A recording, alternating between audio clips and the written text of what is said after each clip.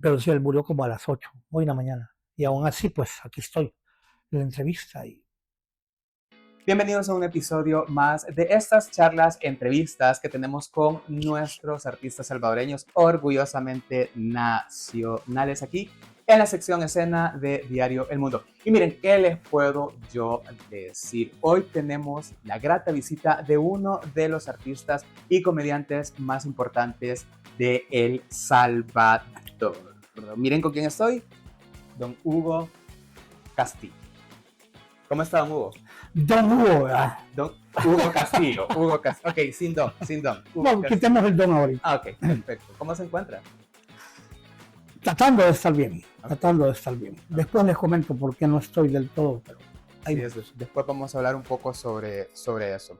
no. Bueno, yo creo que ya todos conocen quién es Hugo Castillo. Y los que no saben quién es Hugo Castillo, que lo dudo, él es el creador del personaje de Débora Penélope, que vamos a estar hablando. Bueno, por cierto, hablando de Débora, este año, según recuerdo y según hablábamos fuera de cámaras, Débora Penélope cumple 30 años, ¿no?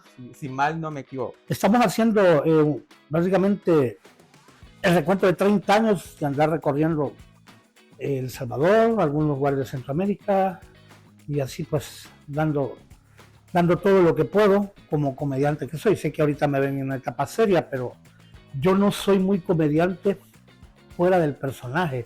No me preguntes porque ya con el personaje puesto me transformo, le dan vuelta al chip y ahí me convierto en la persona que la obligación es hacer reír al público que tiene enfrente. Y yo creo que esa es una de las dinámicas que tienen no solo los comediantes, sino que los actores también, ¿no? Que cuando ya están en el escenario, ya están en personaje, prácticamente se convierten en el personaje. Entonces, pero a ver, Débora Penélope no hubiera podido nacer, digamos, no hubiera podido existir sin antes Hugo Castillo aventurarse al mundo de la comedia y del entretenimiento. ¿Cómo llegó al entretenimiento, al mundo de la comedia, al mundo del arte? Y tú quieres que te diga desde el inicio. Sí, sí, sí. Para los que no me conocen, señores, yo soy un salvadoreño de casi 60 años. Ya no oculto mi edad, antes sí lo hacía. Ahora. Nacido en San Salvador. Nacido en San Salvador. Sí, desde pequeño tenía aquel espíritu, aquel ímpetu y aquella gracia para buscarle chiste a todo. Pero era un muchacho entre puber, adolescente y todo. Pero en el tiempo, cuando yo era estudiante de colegio, empecé a formar un grupo de teatro cómico porque me gustaban las comedias que salían en Televisa, los programas. Y eso le llamó mucho la atención al director, me presentaba en el colegio y todo lo demás, y entonces en ese ir y venir llegaron de Canal 10, televisión educativa en ese tiempo, a pedir de 2 talentos, gente que el director considera que se pudieran usar para salir en televisión. Entonces me escogió a mí. Entonces yo entré a televisión educativa inicialmente en el 80 y, si no me equivoco, fue en el 82. O sea, fue principios del 82. Y trabajé en noticieros deportivos juveniles en aquel tiempo y trabajé en programas infantiles de aquel tiempo, como La Casa de Tiana se llamaba uno, otro se llamaba Club Infantil, otro se llamaba Fantasía. ¿Ya existía la hora del niño? No, todavía no. No, de Fantasía, por ejemplo, era con la que después se iba a convertir. Bueno, la verdad es que el programa Fantasía, Club Infantil, Hoy en el Deporte, Sucesos, Gente Joven, Juventud 80, en todos esos programas de televisión educativa participé, hasta que hubo un cambio de gobierno. En el cambio de gobierno hubo una reducción de presupuestos y ya no pudimos seguir. Me acuerdo de que eso fue en el 84 que dejamos de estar. De ahí hubo una pausa donde yo me dediqué a estudiar. Mi papá quería que estudiara Relaciones Internacionales, de los cuales hice unos ciclos. Y pasó algo, ¿verdad? Yo me había vuelto una persona que me gustaba mucho contar chistes y había usado mucho como una referencia un comediante que se llama Velorio, que es quizás el mayor representante de la comedia de Guatemala.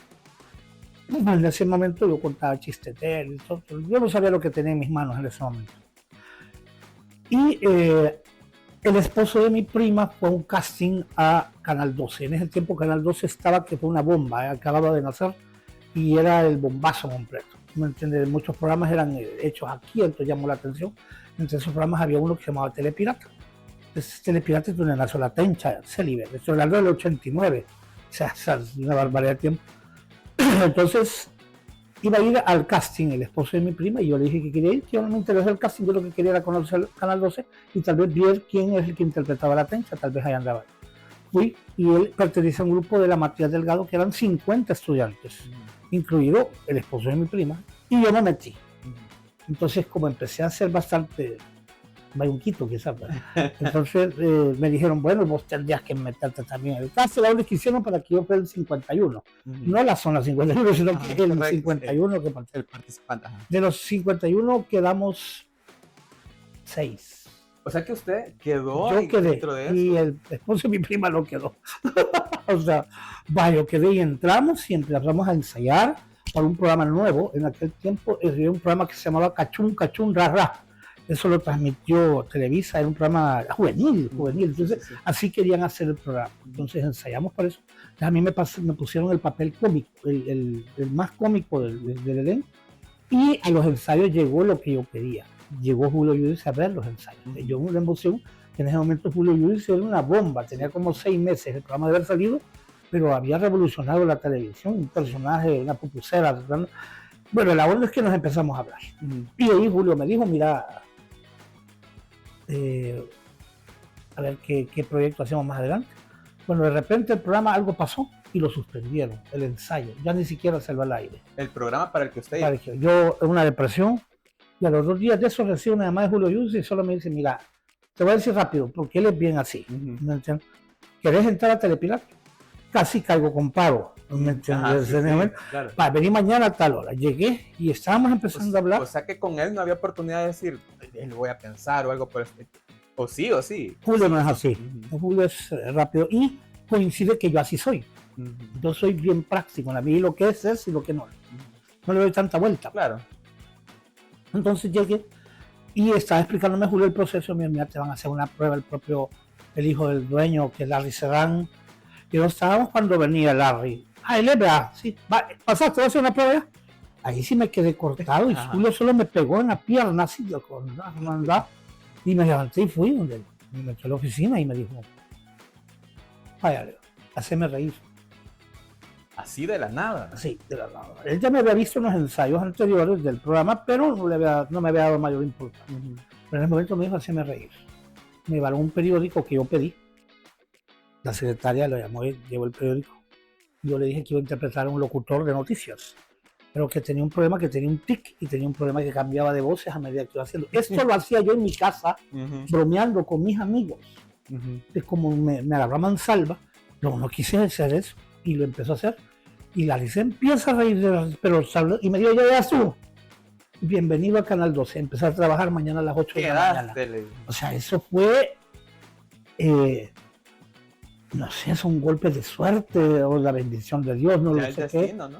Pero al día siguiente ahí estaba ya trabajando y me tomaron datos y al seguro José han inscrito y ha empleado el Canal 12. Y así empecé en Telepirata. Eso fue Telepirata, correcto. Y en ese sentido es difícil trabajar con una mente tan brillante como Julio Yudice. O sea, ¿cómo es él como colega o como jefe? Es que Julio es un genio. Es bueno para escribir, muy bueno. Entonces, Julio no te enseña. Julio a mí jamás me dijo, así te dejas. Bueno, Julio te suelta la pita. Y si aprovechas, bueno. O sea, para estar ahí, no es que podés entrar por cuello, pero si no es bueno, a los 2 meses vas para afuera. Claro. Y así fue. De hecho, a los meses me nombró guionista también del programa. Después, menos de un año, ya era director artístico del programa. Pero es porque Julio viajaba mucho porque trabajaba en una línea aérea, entonces él casi no pasaba. Entonces necesitaba alguien con quien tener respaldo en el canal y arriesgar y que estuviera armado. Pero Julio llegaba a hacer su tencha y su tula y ¿qué ha pasado en el país? Si ya se paraba y aquí el personaje lo maneja con una facilidad increíble, ¿verdad? Entonces, quieras o no, tú ves, te empapas de todo eso. Y entonces yo empecé a dar suelta a mis habilidades que tenía también, a ese don que tenía que no lo sabía. Y así fue como se fue desarrollando mis personajes en Telepirata. Y en ese sentido, ¿cómo fue que nació Débora Penélope? ¿Por Una qué el vez, nombre? Bueno, de hecho, ¿por qué el nombre y de dónde surgió la idea de que fuese sexóloga? cuando en el programa Telepirata, una vez que necesitaba que alguien se vistiera de mujer, y te lo hice yo, pues ahí. Después mucha gente contrataba al staff de Telepirata para que nos presentáramos en eventos patronales o fiestas, cosas así. Entonces llevaba 2 sketches, uno con Josefina, la de Unice, donde salíamos juntos en una sesión que se llama Matrimonio Feliz, ya me penqueaba todo, y la otra era donde salía con Don Anacleto, pero en ese tiempo no existía Don Anacleto, sino que era el brute con el personaje del Último Suspiro, algunos se han de acordar de que salía de muerto, ¿me entiendes? Y todo. Entonces eran 2 sketches, pero hay gente que me pedía 3 sketches. Entonces, para hacer el otro, inventé de que ese personaje que había hecho en Telepirata lo hiciera yo solo. Entonces, pues yo vi que empezó a funcionar. Hasta ese momento no tenía nombre. No tenía nombre y seguí, el programa Telepirata llegó a su fin. ¿Eso en qué año fue? Eso fue en el 92. Entonces, yo sin embargo seguí pues un poco haciendo esos shows. Ya me pedían el show solo a mí, pero más que todo fiestas de empresas. Solo fiestas de empresas.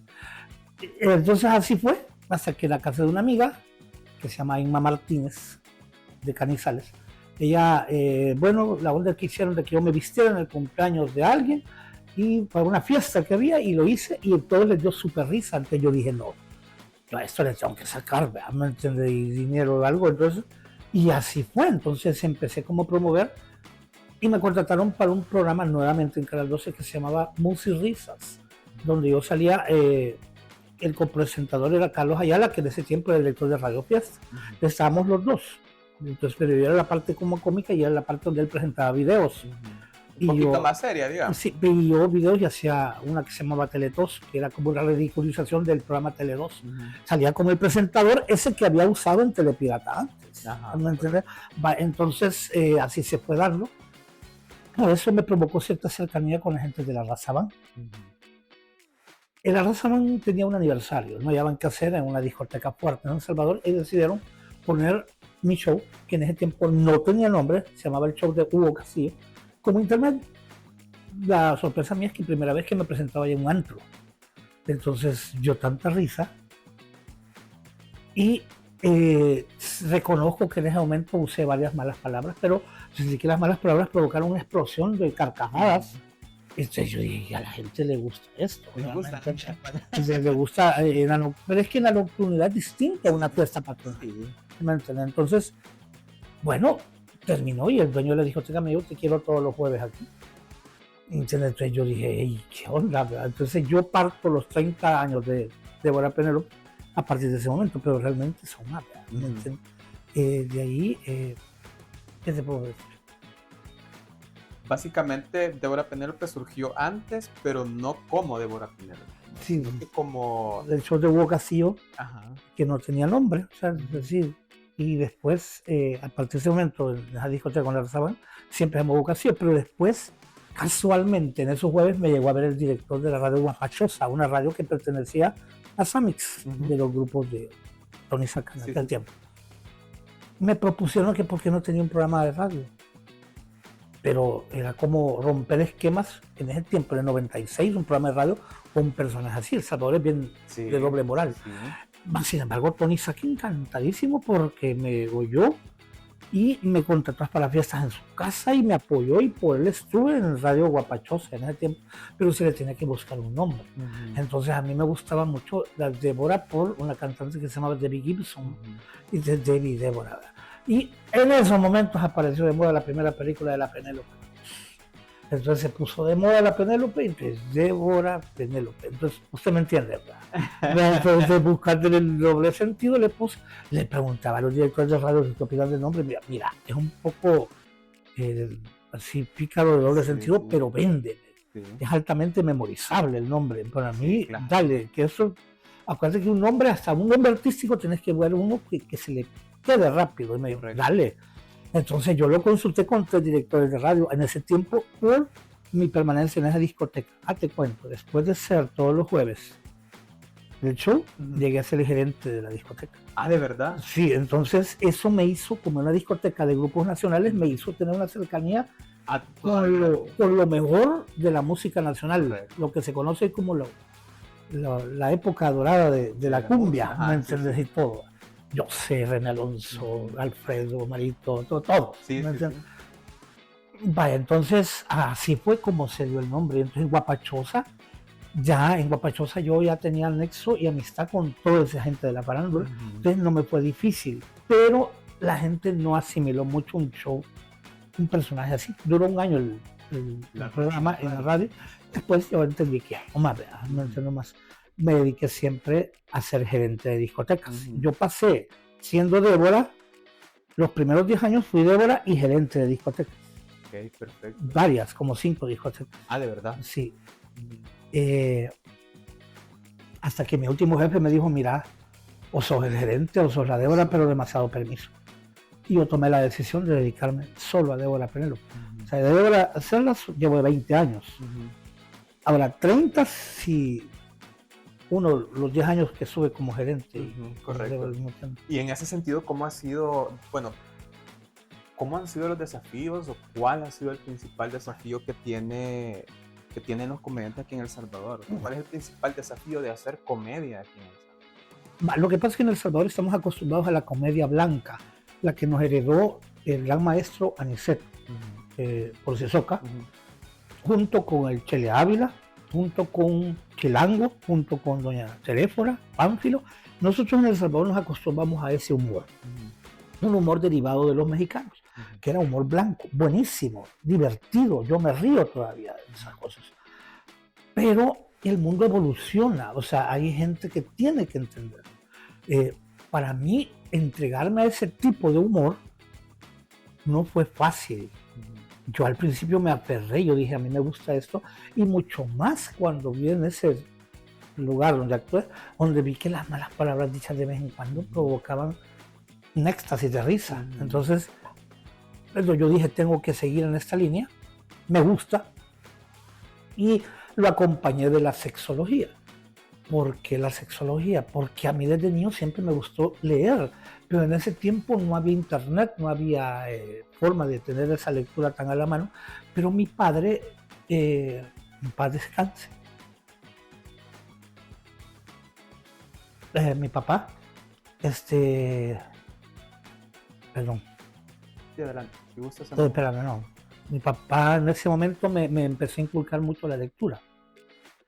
De hecho, él me exigía leer, me decía, este libro me lo lees y dentro de 3 días te voy a preguntar qué libro, no como hoy que son resúmenes, ¿verdad? Entonces a mí me ayudó mucho en mi léxico, yo tengo una capacidad para redactar que no tenés idea, o sea, solo me estoy pensando y estoy escribiendo y yo no veo los teclados, o sea, llegué a escribir 120 palabras por minuto, porque después del Cervantes yo estuve en el Externado San José, entonces ahí me hicieron... Sí. No, perdón, primero estuve en el Externado, después en el Cervantes. Entonces, el Cervantes fue que llegaron a... Exactamente, ya en primer año que yo llegué, yo hacía 120 palabras por minuto, que en ese tiempo volabas, entonces yo podía redactar un don que tuve que se lo adquiría a mi papá, porque él me enseñó mucho a leer, entonces la lectura te ayuda como no te dicen, o sea, te vas a tener una cultura general increíble.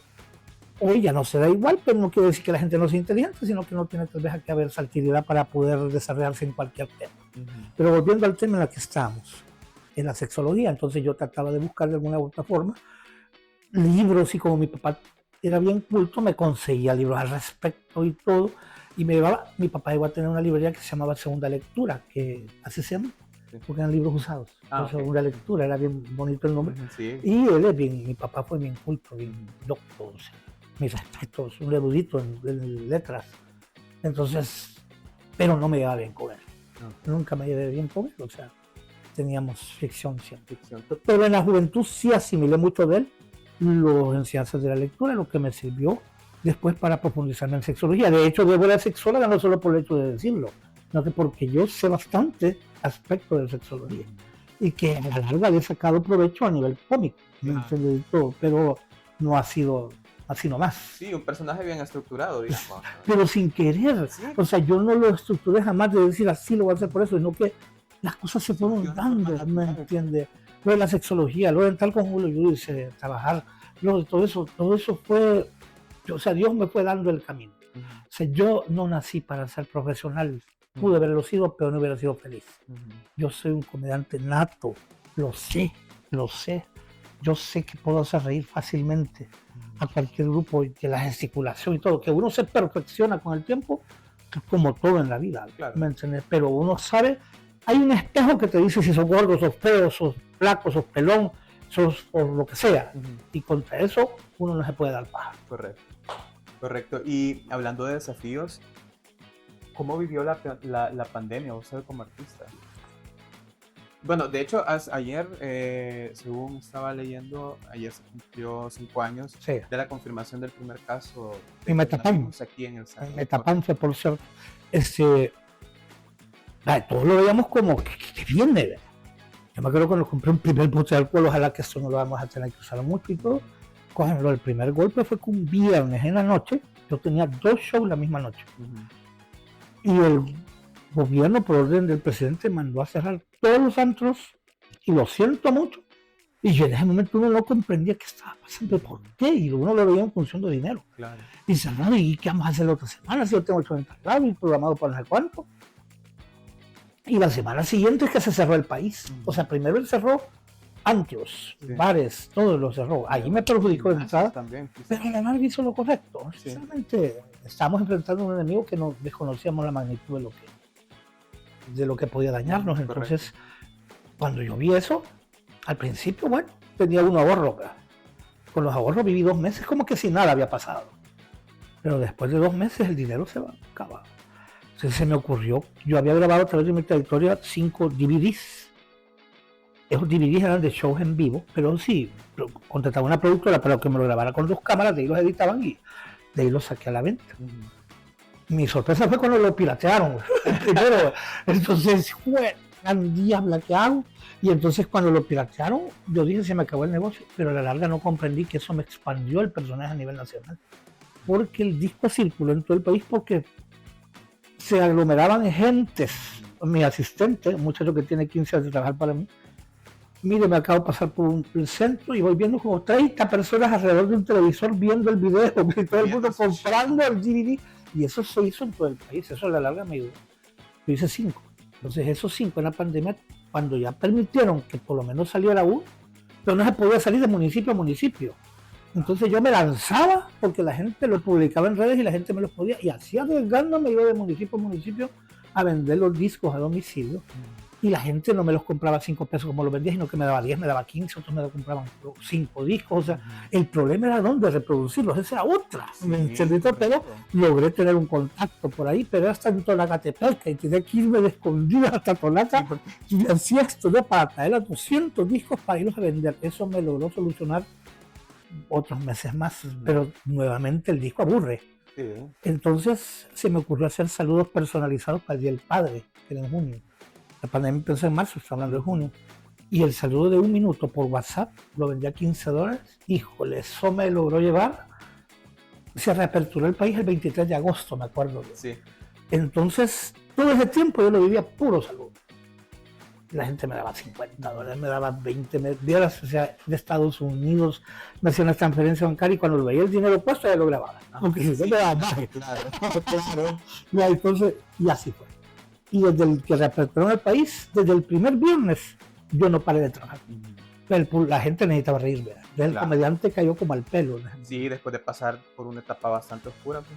Así que esa fue la historia. Y en ese sentido, ¿cuáles son los desafíos que ha enfrentado el personaje de Débora Pujol? La doble moral, insisto, la doble moral.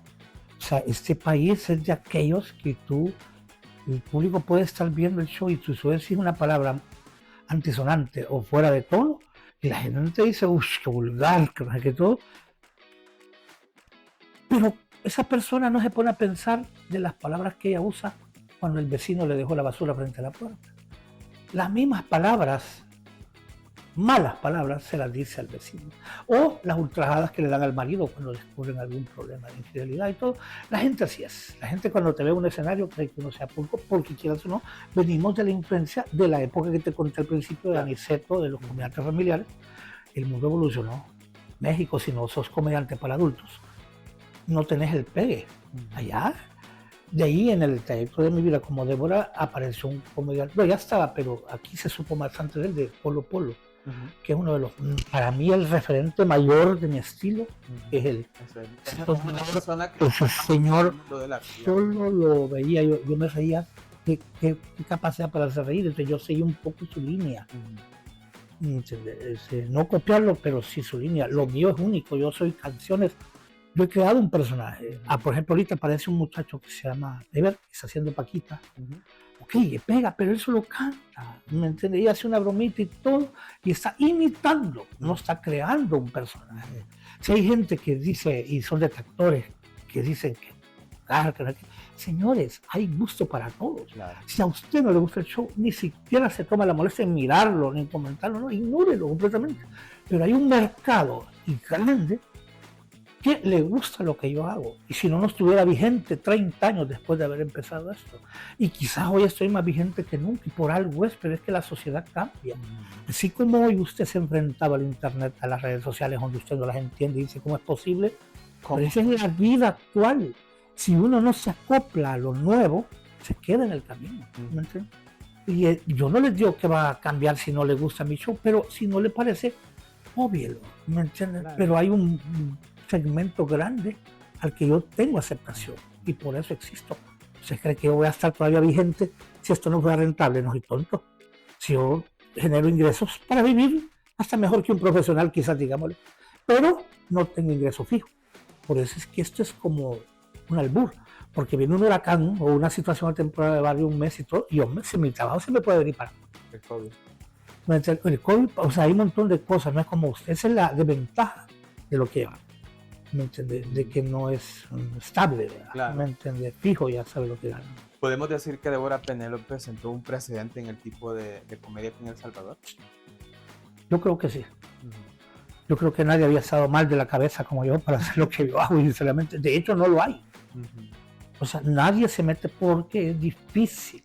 Porque yo, por ejemplo, tengo cerrado en un 75% mis presentaciones en fiestas patronales, porque la gente lo dice, que los niños.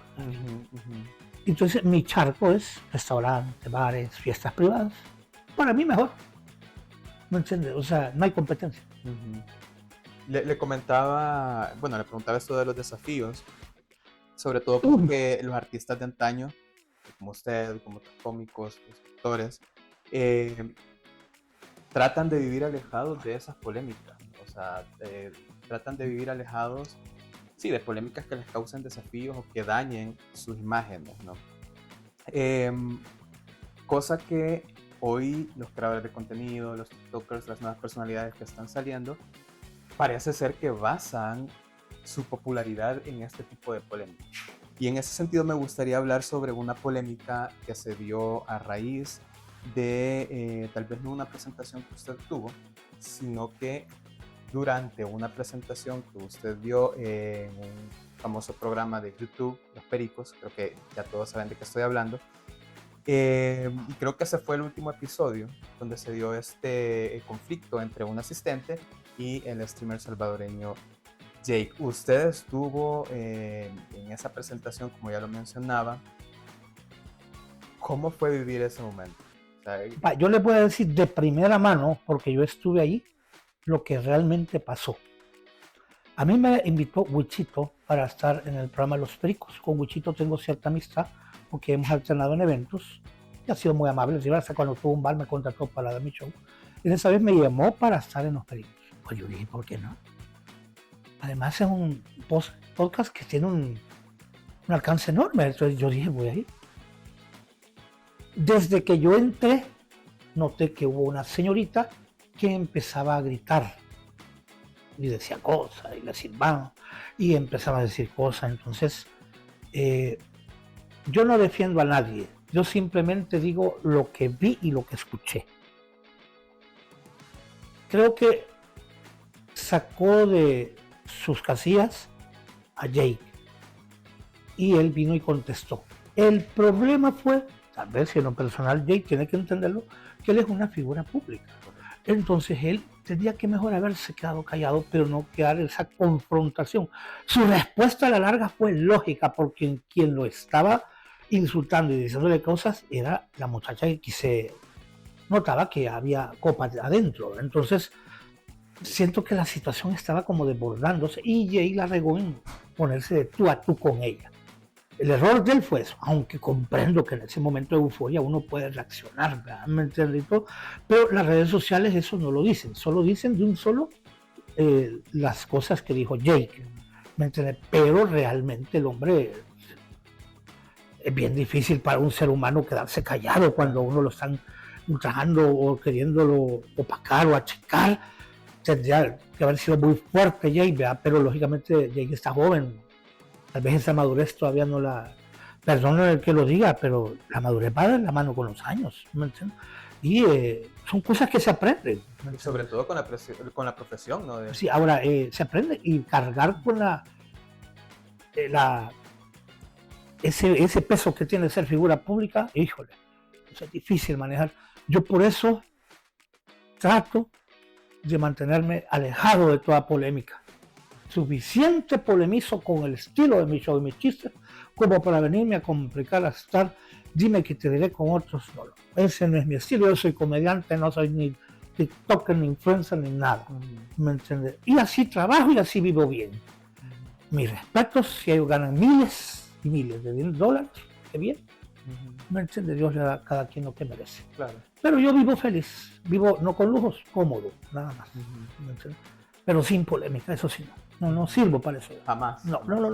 Y si medio notara que alguien me busca polémica con algo, corto inmediatamente y hasta ahí. ¿Y trató usted de hablar, de conversar después con Jake? No. O sea, yo es algo que me tengo que mantener al margen totalmente. No tengo por qué opinar. Es más, es primera vez que yo digo algo al respecto. Y vuelvo a lo mismo, yo no defiendo a nadie, sino que digo lo que vi, lo que escuché. Y mi sugerencia para Jake. Correcto. Y en ese sentido, ¿qué le aconseja usted a las nuevas generaciones, ¿no? Que quieren dedicarse a, no solo a ser figuras públicas, pero digamos a ser artistas, a ser comediantes, para tener una trayectoria tan longeva como la suya? Mira, El Salvador es tan difícil. Hoy vas a un lugar, te dicen $4 de cover y todavía le dice el cliente, y es consumible. Y entonces, ¿de dónde le va a pagar el dueño del restaurante al artista? 2 pesos pueden cobrar y le preguntan si es consumible. O sea, México, porque es una industria con creatividad. Hemos cantado tantas las canciones de México, viendo comediantes tanto, pero es que allá se paga por el artista. Allá es una industria, el dinero produce creatividad. Si yo estoy estimulado ganando, yo doy todo lo mejor de mí. Entonces, ahora, lamentablemente, este país, aquí los artistas, ya sea de la rama que sea, yo veo que duran 2 años, si es que duran 2 años, y desaparecieron de la palestra. No me pregunte por qué. Con muchos comediantes, yo conozco muchas personas que me dicen, mire, yo quiero ayudarme a ser comediante. Es que, papá, que no se trata de que es una cosa que es algo nato, claro. ¿No me entiendes? Y todo lleva un proceso y el momento adecuado. Julio Luis de la Tencha no apareció de repente, sino que fue una cosa que se fue dando. Y los de Canal 12, los dan, vieron en él un talento y dijeron, aquí es. Julio mismamente con ellos desarrolló lo que es hasta lo que es ahora. ¿Me entiendes? Julio después de Telepirata a mí me dio chance de entrar a Duro Blandito. Pero ahí como faceta, como doctor. Y después estuve en otro programa que llamó Tonight, que transmitió TCS, pero se tuvo que suspender porque Julio tuvo problemas de salud, que ya le imposibilitaban seguir. Y se paró el programa cuando iba ya en ascenso, pero no crean que es fácil ser comediante, o sea, solo yo sé lo que mis zapatos han recorrido. Yo iba a jaripeos, yo me he llevado los zapatos de pupú de vaca cuando he salido. O sea, una vez en un show estaba en medio de un jaripeo actuando en medio de unas montas de toro y uno de los toros ha destrabado, la bola había salido detrás de mí, yo con vestido rojo, yo no llevaba el camino hasta que me agarré de una verja y he dado vuelta y andaba sin ropa interior. Me vieron todo el mundo, todo, y caí sentado al otro lado. Y llegué donde el contratista y le dije, disculpe que solo 15 minutos hice. No se preocupe, pero fue bien satisfecho, ¿me entiendes? O sea, nadie, son cosas que se pasan, pero mucha gente quiere ser solo artista de bares bonitos y San Salvador, que no sé qué, y ya bien pagado. No es así, señores, hay que guerrear. No, mire, Hugo, y es lo que hablábamos antes de iniciar la charla. sea, muchas personas, muchas que se quieran dedicar pues a este medio, lo quieren hacer rápido. O sea, en cuestión de segundos quieren ya. Podés pegar San Salvador, ¿no? Pero San Salvador se olvida rápido. Y el mercado de San Salvador es corto. Antes era más capitalino San Miguel Santana, me tuve que expandir a todos lados. Vaya, por ejemplo, hoy que se está grabando esta entrevista, estoy en San Cayetano, Ixtepec, en San Vicente, y después estoy en Zacatecoluca. Mañana voy a San Miguel, el viernes a San Miguel, el sábado estoy en Aguilares, después de Aguilares estoy en la discoteca de San Salvador y el domingo estoy en Zacacoyo. O sea, para que tengan idea de cómo se toca esto. No es cuestión de qué barcito bonito vas a estar, no. Es paja. Y hablando de influencers y todo esto de las redes sociales, ¿cómo lleva Débora Penélope el auge de las redes sociales? ¿Será que ofrece consultas a través de TikTok? Sí, claro. De hecho, ahorita estoy empezando a hacer lives de TikTok, donde voy así estando. Hay mucha gente que me pregunta cosas, hombres que me preguntan problemas que, mire, de disfunción eréctil, de eyaculación precoz, de miembro viril diminuto, que qué hacer, desde cosas, o sea, mujeres con unas patologías tan yucas y me buscan como sexóloga y ahí surge mis conocimientos de sexología. Lógicamente no es como que fuera un profesional en la materia, pero ahí salgo adelante con los consejos. Y más o menos ha tenido, digamos, conciencia de cuántos conectados ha tenido en un live. Como voy empezando, no puedo decirle que sean miles de miles, pero sí ahí vamos. Las redes sociales para mí son importantísimas. Desde hace unos 12 años que tengo Facebook, que empecé. Bueno, yo despierto y lo primero que hago es dedicarle de 1 hora, hora y media a revisar mi Instagram, mi TikTok, mi Facebook y mi fanpage. Y WhatsApp y responder notificaciones, publicar las cosas de los lugares donde voy a actuar, porque hay que publicar posts de cada lugar donde vas a actuar. Y si tenés 7 lugares en una semana, imagínate, estás jugando con las redes sociales, publicando y respondiendo. O sea, hay veces que hay 3 shows de una semana, más fácil. Estar viendo con los dueños que te manden el flyer, todo lo demás. Yo tengo que grabar videos promocionales anunciando que voy a saludar. Parece mentira, pero eso tienes que estar compenetrado 100% al personaje. Yo no trabajo de otra cosa.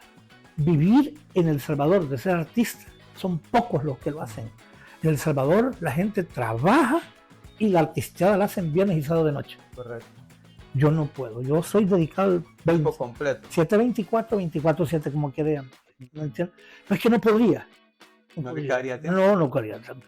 Mira, ahorita aquí estoy. Son las 10:30 de la mañana y todo. ¿Y cómo voy a estar yo aquí si tengo trabajo? Y antes de aquí tuve que haber una cosa de redes sociales. Y aparte de eso, en medio, una cosa personal. Y bueno, ya casi para finalizar, 30 años con Débora Penélope. ¿Va a haber algún evento especial? Bueno, de hecho es este mes, ¿no? ¿Habrá algún evento especial? Sí, en el restaurante El Sombrero Azul va a ser oficialmente la celebración para cerrar algo que se llama la Gira de la Risa. La Gira de la Risa la invité en todo marzo. Es un tour donde me han dado llevando en todo El Salvador, en restaurantes más que todo, y la terminamos en El Sombrero Azul, solo que no sé si va a ser la próxima semana o la siguiente, y también no sé si va a ser miércoles o jueves, pero ya lo voy a dar a entender. Solo tengo que afinar unos detalles con William Chena, a quien mando un saludo, y Ligia Morales ahí en El Sombrero Azul. ¿No? Okay. Y bueno, mire, nosotros acá en la sección y en Diario del Mundo tenemos una tradición que es que los artistas que nosotros invitamos, las personalidades, nos cuenten una exclusiva, nos den un adelanto de algún proyecto, de una primicia. Vale, les voy a contar algo. La película que ustedes vieron, La Balada de Hortensia, se transmitió a finales de noviembre, en donde actuó Francisco Gatorno, un actor mexicano, contra otra actriz de Argentina, creo. No sé, pero todo. Viene la segunda parte. Viene la segunda parte de la película. Se graba hoy en junio. Ya está todos los horarios hechos, las locaciones, todo. Voy dentro de la película. Perfecto. Pero no como Débora, sino que con el personaje de Doctor que hice en Durolandito. Soy parte del staff de la película y se va, primero Dios, a editar y estar lista para finales de mes. Ahorita La Balada de Hortensia ya está en Estados Unidos, sí, en los cines, pero esta que vamos a grabar en junio sí va a ser para mí incursionar cine, y siempre gracias a Julio Yudice, porque este es un capítulo de Durolandito, pero de lo más chistoso que ustedes se puedan imaginar. O sea, cuando leímos el guión, donde estábamos más de 20 personas, o sea, es una producción completa, con cine y todo. Y leímos el guión todo el grupo y solo les digo, qué por no decir la palabra que se imagina, qué chistoso, sinceramente está. Es un duro blandito al máximo. Ojalá todo salga bien. Eso es lo que te digo ahorita. Sí, porque la película, la primera parte ha sido un éxito rotundo. Y no fue cómica mucho. Y la Tencha solo apareció 2 veces. Hoy no voy. Todo es un capítulo de Duro Blandito. O sea, de todos los que salimos en Duro Blandito, y lógicamente tiene que estar el doctor, ¿verdad? Ya lo saben, ahí vamos a estar pendientes de esta segunda parte de la balada de Hortensia. Bueno, hoy sí, para finalizar, también agradecerle su espacio que nos ha brindado, el espacio que nos ha brindado para hacerle esa entrevista, y también pues mencionar, por darles nuestras condolencias por el momento que usted está pasando. Sí, dudé mucho si iba a venir, les soy honesto por un rato, pero yo la Débora la manejo con una responsabilidad tal, porque mi papá murió hoy en la mañana. Aquí estoy a las 10:30, creo, no sé qué hora son las 11:11. Pero sí, él murió como a las 8, hoy en la mañana. Y aún así, pues aquí estoy en la entrevista. Y el show debe continuar. La vida del artista es bien difícil, bien distinta. Pero pues ahí damos, ahí estamos. Muchas gracias por. No, gracias por a el usted. espacio. Y como le menciono, pues nuestras más sinceras condolencias. De verdad que es una gran pérdida para usted. Y para finalizar, pues alguna reflexión que usted quiera compartirnos. ¿Tuvo un momento emotivo que haya tenido en su vida? Si van a ser comediantes alguna vez, si quieren hacerlo, y no hablo de otros ramos, porque hablo del ramo que yo manejo, perseveren, esto no es fácil. O sea, llénense de la pasión y no se den paja. No crean que esto da dinero de la noche a la mañana. Es un proceso. Las redes te levantan y así te bajan en 2 patadas. O sea, todo depende de la perseverancia. Y lo que te dije al principio, mírate en el espejo y mira si tienes las aptitudes realmente para hacerlo. Pero en ese país la comedia es de poco. De hecho, en El Salvador hay pocos comediantes ya. Ya no vemos. Después de la muerte del flaco Frank, ya solo quedan pocos. Payasos hay buenos, pero son familiares. El comediante es como más para otro rubro. Así que eso, y hoy por hoy solo le pido a Dios, a quien creo yo mucho, de que a Débora él me dé vida y me dé fuerzas, porque todavía no pienso en retirarme. Okay. ¿Va para Estados Unidos? Todo espero que salga bien. Okay. Solo eso le puedo decir. De hecho, por primera vez, ¿no? Sí, sería la primera vez. Solo he ido a Europa y a Centroamérica, pero Estados Unidos sería primera vez. Perfecto. Bueno, amigos de Gran Mundo, así llegamos al final de este episodio, de esta charla con Hugo Castillo, el creador de Débora Penélope. Recuerden seguirnos en las redes sociales. Hasta la próxima.